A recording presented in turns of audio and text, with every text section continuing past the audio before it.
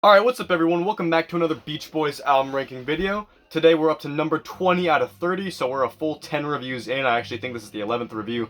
So, we're getting in there, we're doing pretty good, and from here on out, the albums just keep getting better and better, so I'm gonna want to be doing these more. Anyway, last review we checked out Surfin' USA from 1963, the band's second album, a really good album, a classic, and I really love that one. There's a lot of great songs on there.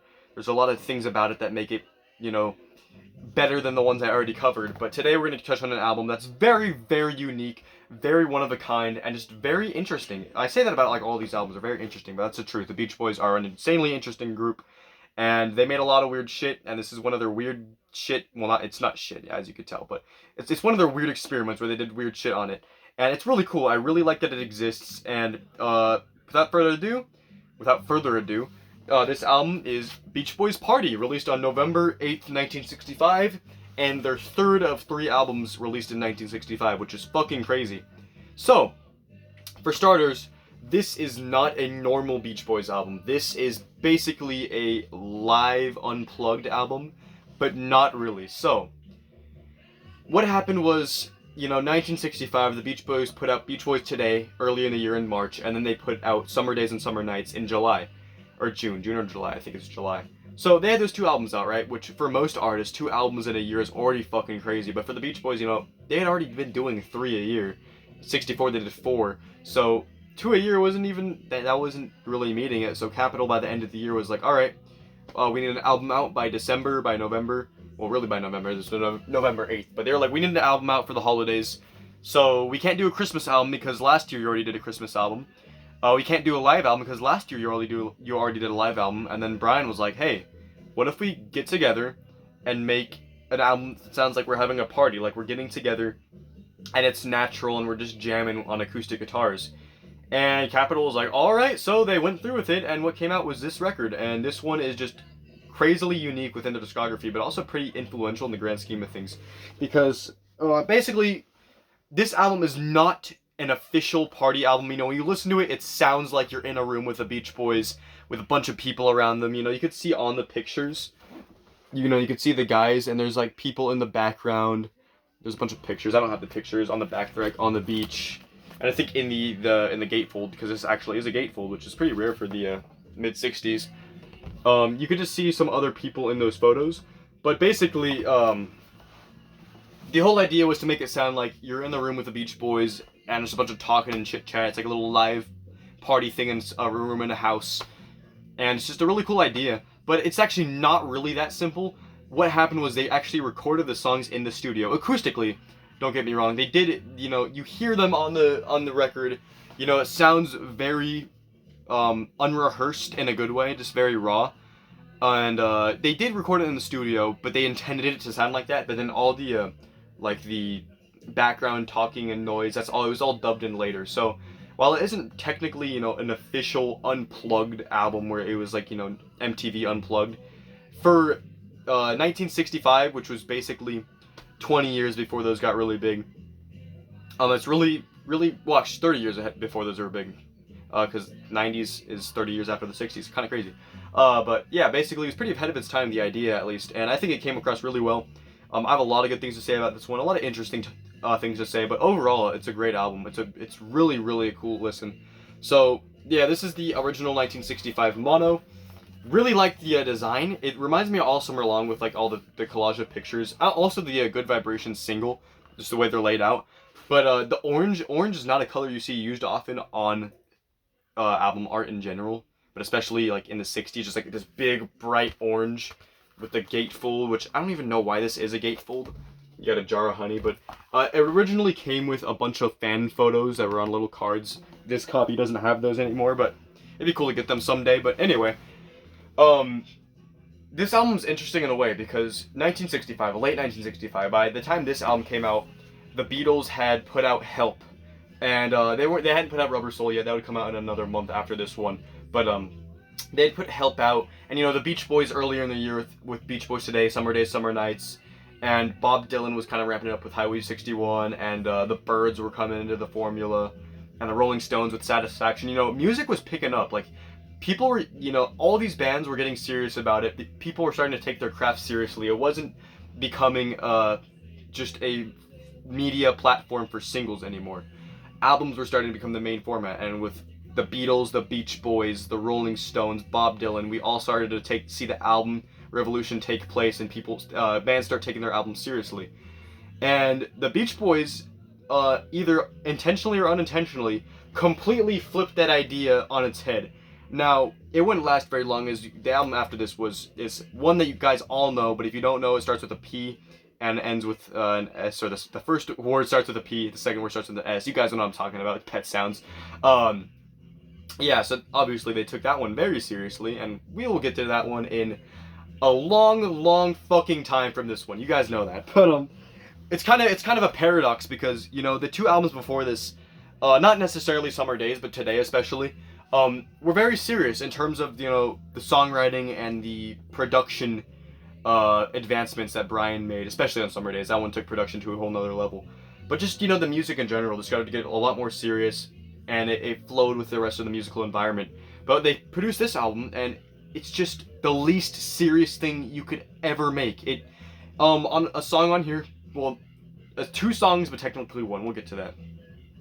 They're basically making fun of themselves on this one. It's really funny, it's really personal, but you really get into it. You can really connect with them because you can hear how they are as people. And it's a really interesting thing to put out an album this silly and unserious in late '65 when music was becoming serious. And as I said, it didn't last long, but it's just really interesting how it happened in the first place. But I'm not complaining because it's a great album.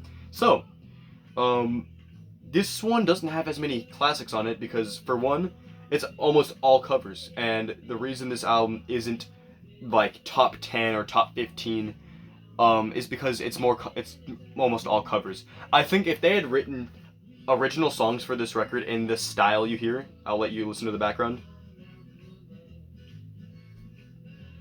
You can hear it's very raw, the harmonica, the acoustic guitars, the unrehearsed vocals. They sound good, but you know what I'm saying? It's not a formulated studio crazy thing, even though it kind of was, but they didn't make it sound like that. But what I'm trying to say is that I think if they wrote original music for this record, but played it in the style they did, I think this could have been a fucking phenomenal album, like phenomenally unique album. It still is a very unique album, but it's mostly just covers. There's two original songs, but they're old songs, so really it's just all covers. And I have no problem with that. I was just what I think they could have made it better. If they did do originals, I think this could have been an easy top 10 Beach Boys album. But for that reason, it's going to sit at 20, which is still not a bad ranking at all, and it's still a fucking great album, so I'll get to that. I need to stop wasting time. Anyway, so for an acoustic cover album, I think all the songs in here are great, and I'll just get into the track listing real quick. So, number 1, Holy Goalie. And I'm sorry, but I'm not going to know like half of these covers. I'm not going to know who did like half of them. So Holy Goalie, it's a cover of some early 60s song. Not sure who did it, but just from the acoustic guitar and the chatter in the background and just, the guys just talking, you could tell you're in for a fun listen. It's just comfortable and fun and like inviting. You just feel like you're invited to listen to the Beach Boys party, And it's a great song. Mike does a great job on the vocals. He sounds great on this album. Dude, the fucking harmonies on this album are so good. Yeah, yes, it was recorded in a studio, but it sounds like it was done, at a party. And it's just so clean for how unrehearsed sounding it is. And Holy Goalie does a great job of that. Leads into track 2, a cover of the Beatles. I should have known better. And one of the things I love about this album is there's 3 Beatles covers, which is fucking great because the Beatles were the biggest band in the world at the time. The biggest band in America as well, and the Beach Boys were number 2, and you would think, they'd be really jealous of them and, trying to compete with them, but then that's not really the case. Both bands were cool with each other. They respected each other's music and their influence, and the Beach Boys on this album, for a silly album, they chose some great Beatles songs to cover, and the first one I should have known better. It's a classic. This one's pretty much just all harmonies. I think Carl and Al. It actually says on the back. You can't really see it, but under the song titles it says like who sings it. So it's Carl and Al who mainly do the lead on that one with the harmonies in the background. Great cover. And I'm gonna be honest, like I'm not saying these Beatles covers are better than the originals because those originals are classic, obviously, but the Beach Boys' voices okay, I love the Beatles. They're my second favorite band, and they're the greatest band of all time. So don't get mad at me. But the Beach Boys' voices were so much better, so much better. And they chose songs that had a lot of harmonies in them. Like they chose Beatles songs with harmony. And I think when the Beach Boys do their 5-part harmony, on a song that's usually 3 parts, it's just improved sound wise, in my opinion. And you can tear me apart for that, but I personally think, well, maybe the song isn't, as good as the original, the singing and the feeling, in my opinion, they improved on the originals, which is a huge thing. And I should have known better. It's a classic song, they do it great, and this sounds fucking great. Next, they do Tell Me Why, an obscure song from Hard Day's Night, an album track. Brian's favorite Beatles song, apparently, at the time. There's interviews where he says a bunch of different Beatles songs are his favorite, but apparently 1965, Tell Me Why was his favorite, which I'm not going to argue with, because that's a great fucking song. Love that album. I'll get to the Beatles at some point. But yeah, Tell Me Why You Cry. Great song. Not really like a known song, but it's a great song, and it's really interesting to hear, Brian and Mike talking. He's like, oh, my favorite Beatles song. And Mike's like, tell me why is your favorite Beatles song? It's kind of funny, but do a great job, and this is the one where, in my opinion, it's better than the original. The original, I love the instruments, Ringo's drumming, the guitar, it sounds really big, but I just feel like the harmonies, after hearing this version, the harmonies on the original leave something to be desired. Again, the Beatles were some of the best harmonizers in the game, but the Beach Boys were the best harmonizers of the game, Even if the Beatles were number 2, which I don't think they were, they're definitely top 5, but even if the Beatles were number 2, they'd be right here in terms of harmonizing, and the Beach Boys would be all the way up here. And that's just how fucking talented these guys were. They'd been doing it since they were kids, so they had the edge on that in terms of that. But for this one specific instance, I think the other 2 Beatles songs in here aren't as good as the originals, just from a musical and objective standpoint.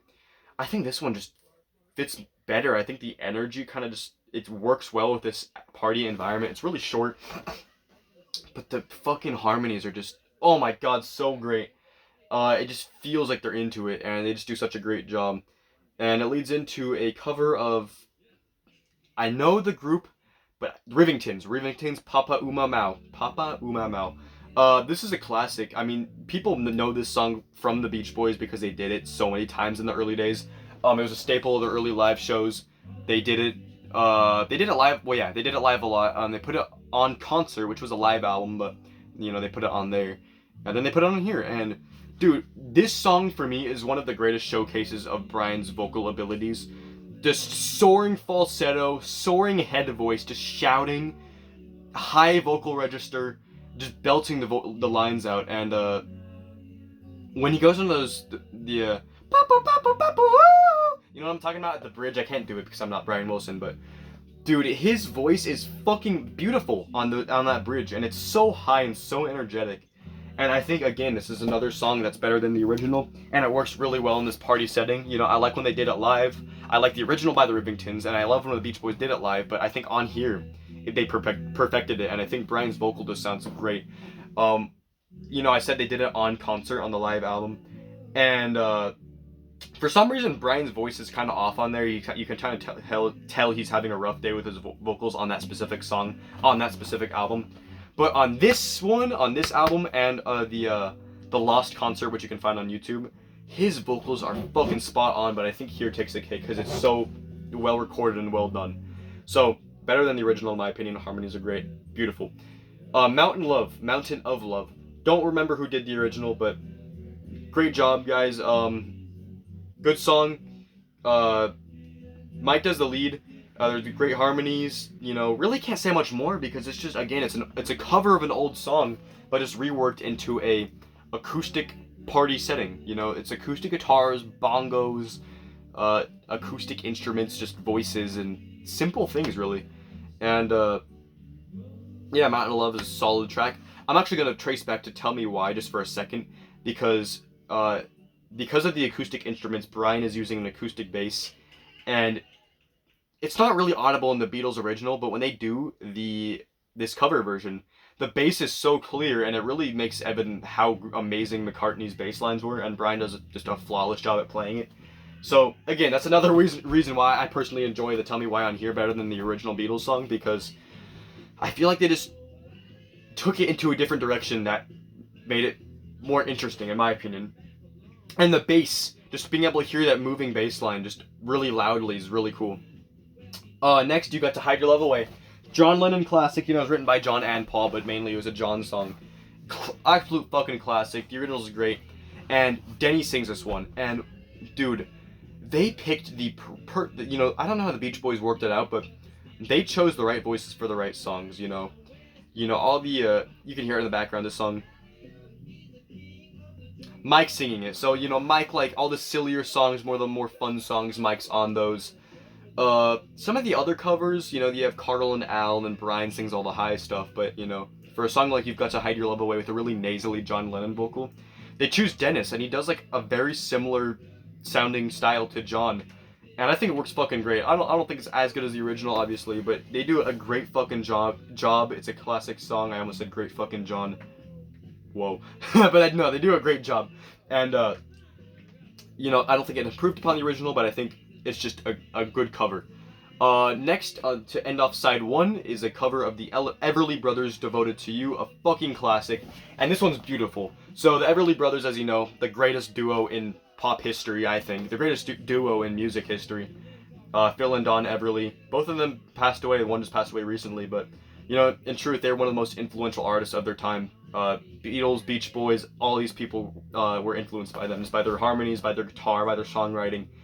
And, the Beach Boys, Brian and Mike especially, took note of it here, and they did a duo lead. There's no other harmonies except Brian and Mike, and it's just simple acoustic guitar, Brian and Mike, and it's beautiful. Their voices work so well together, Brian doing his high head voice and Mike doing his low tenor, kind of bass baritone voice. Works together so well. Is it as good as the original? I think so. I think they do just as good of a job, and I think their voices work together just as well, so great fucking job. Ends up side one. Solid as fuck. So good. The covers are great. I mean, they're all covers, so they're all great. But they really put their own unique twist on the songs they did, and it just gets better with side two, in my opinion. Well, it gets slightly better. It's slightly different. I don't know. I can't really describe it. So, side one opens up with Alley Oop. You can hear it a little bit in the background, is what I was letting you hear earlier. Don't know who did the original, but this one reminds me a lot of Holy Goalie, very similar vibe. The first song, Holy Goalie, is more like Holy, Holy Goalie, but Alley Oop's like Alley Oop, Oop, so it's kind of like the same, like, chanting the name of the song. But good cover, and leads into... I'll let you listen for a second, because this song... in my opinion, this is probably the best song of the album, and the vocals, oh my god. And it'll get into the harmonies right here. So, There's No Other Like My Baby.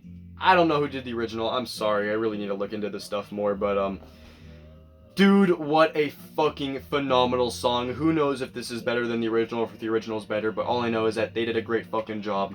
It's beautiful. Brian comes in at the beginning, and the harmonies are just stunning. And it's just beautiful. And, Alley Oop that came before, it's a good little fun song. But There's No Other Like My Baby is beautiful. An absolutely beautiful song. And, I'm sorry for the noises. It's windy as fuck outside, and the tree is blowing stuff on the top of the trailer. So if there's a bunch of noise, I'm sorry. Anyway, There's No Other Like My Baby, just freaking amazing. And my first or second favorite song on the album, the last song, is a contender, and you guys all know that one, but I'll get to that one in a second. Then it leads into a medley. The first of a few medleys they would have on their later albums. But this one is very, very interesting because... These are the only original songs on the album. It's a medley of I Get Around in Little Deuce Coupe. But they're not conventional. They're not taking themselves seriously. When I said they were making fun of themselves earlier, this is what I meant.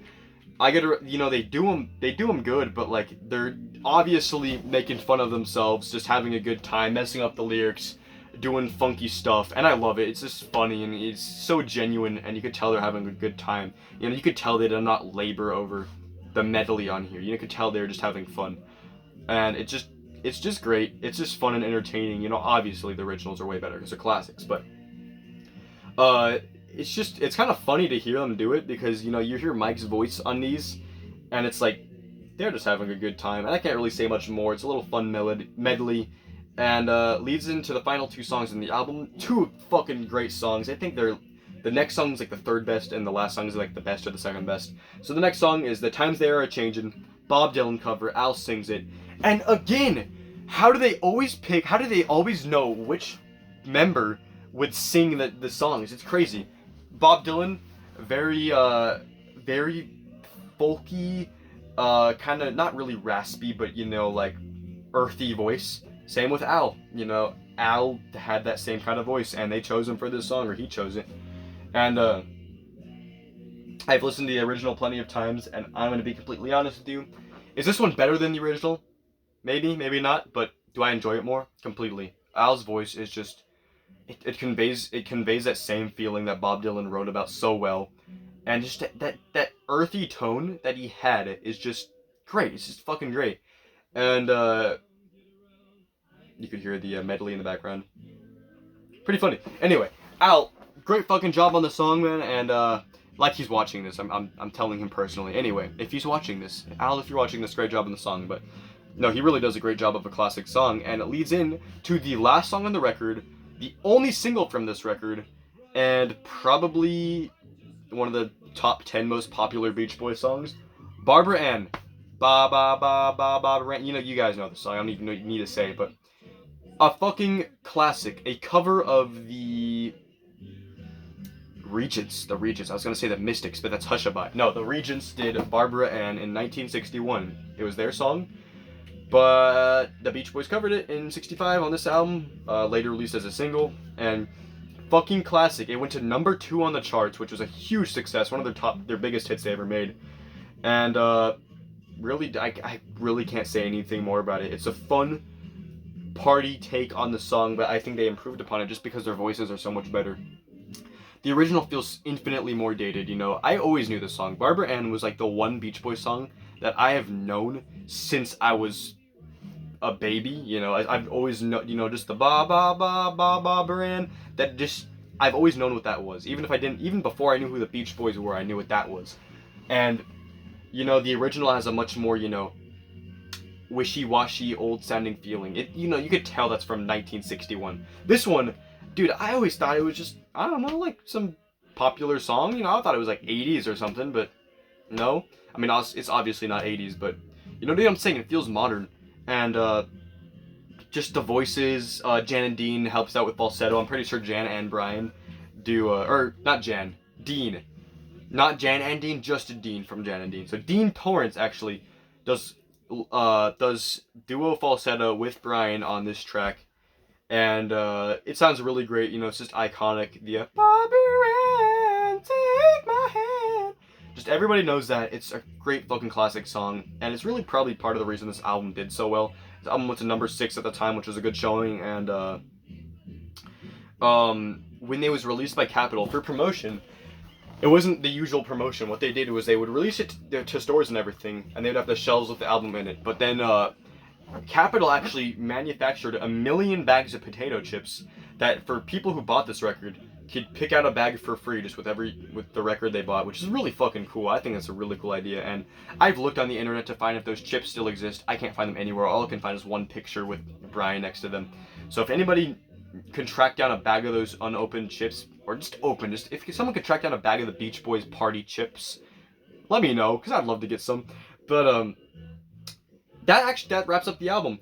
So, it is 12 songs? Yeah, it's 12 songs. Their average length for the album at the time, but all I can really say is this album isn't groundbreaking. It wasn't a Beach Boys Today, it wasn't a Pet Sounds, it wasn't a Smiley Smile. No, this was exactly what it says in the title. Beach Boys covering songs in a party setting. And while that isn't exactly true, it feels true, and it feels authentic. And if I had never known that this was done in the studio with the noises put in later, I would have never known, because it just feels like you're in a room with the Beach Boys. I'll just show you the pictures. You see Brian and Marilyn, you see Mike and Carl and Al and Dennis, and the background, they're on the beach, and it feels so real and so honest. And this was really this was their last album before Pet Sounds, but this was really the last record they made when they were still considered the surf rock band, because after this their image drastically changed, and then after Pet Sounds they really never gained the same commercial popularity. So this was really like an end of an era in a sort of way. The end of an era. Not saying this was even similar to what they had been doing on the last two albums before this, but just in terms of the era it came out in. And there's a lot of things to say about this one, but the simplest way to put it is just it's a great fucking party album that's fun to listen to. It's chill. You get in touch with the members. You can hear them talking. You could feel their emotions, and it really puts you in a good mood. And you know, I think if you're at an actual party, I'd put this album on. And there's actually in 2015, Capitol released the unplugged version. It was like unplugged and uncovered or whatever.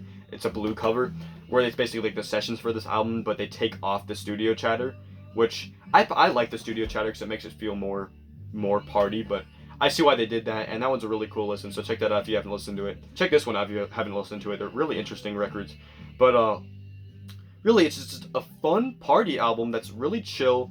You know, if I was at a party, I'd play it, and if I were to give it a rating out of 10, I'd give it like a solid, 8.5, probably. Honestly, yeah. I think, yeah, probably like an 8.5, because there's nothing I dislike on it. You know, it's not really it's not a record that takes itself seriously, but it doesn't have to take itself seriously. It's just good covers that were done in a party style. So that's all I really have to say about this one. So Beach Boys Party, November 8th, 1965. This is album review number 20, or album ranking video number 20, whatever way you want to say it. But let me know what you guys think about this one in the comments, and I will see you guys in the next review. Peace out.